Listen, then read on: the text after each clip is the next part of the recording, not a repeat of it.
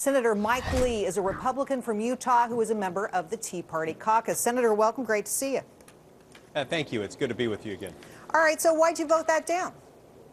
Well, I voted it down because we've got too much debt, and we're adding to that debt at a rate of almost $1.7 trillion a year.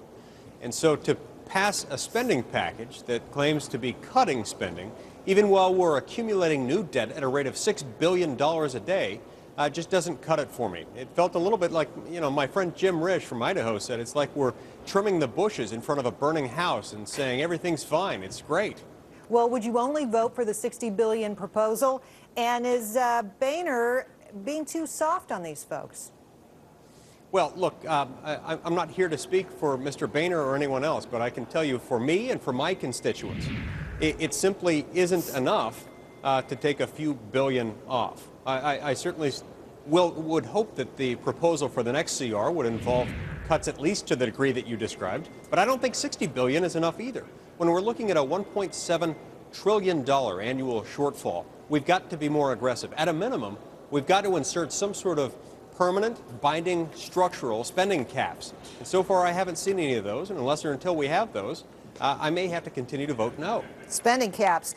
I brought up Boehner for a reason, because there's an amazing quote from Judson Phillips, the Tea Party Nation founder. I want to get you to respond to it. He says, Charlie Sheen is now making more sense than John Boehner. Boehner is simply going to the old tried and true Republican tactic of saying, we promised you we would vote on it, and we did. What do you make of that? Charlie Sheen, really? Is that an apt metaphor here? Well, probably not. And again, I'm not here to speak for Speaker Boehner or anyone else. But I will say I think a lot of Americans feel this need to cut. It's not just conservatives that are saying this anymore. It's conservatives and liberals, because we both understand that if we continue spending at the rate that we're spending now, we'll be spending about $1 trillion a year by the end of this decade just on interest on national debt. And whether you're most concerned about Social Security or Medicare or Medicaid or national defense, all of those programs could be severely jeopardized and undermined if we don't take the steps now to cut spending now so that we can preserve those programs for later. Well, Senator, a lot of people on the left say that people like you want to bring the government to a crashing halt in order to get what you want. Is that true? No, absolutely not. That is a bold-faced lie, and they know that. Look, I don't know one Republican in Congress who wants a government shutdown. I certainly don't. The message that people like that are trying to spread is that we have a binary choice. We have two options. It's either agree to another effort in the direction of perpetual deficit spending, or it's shut down the government.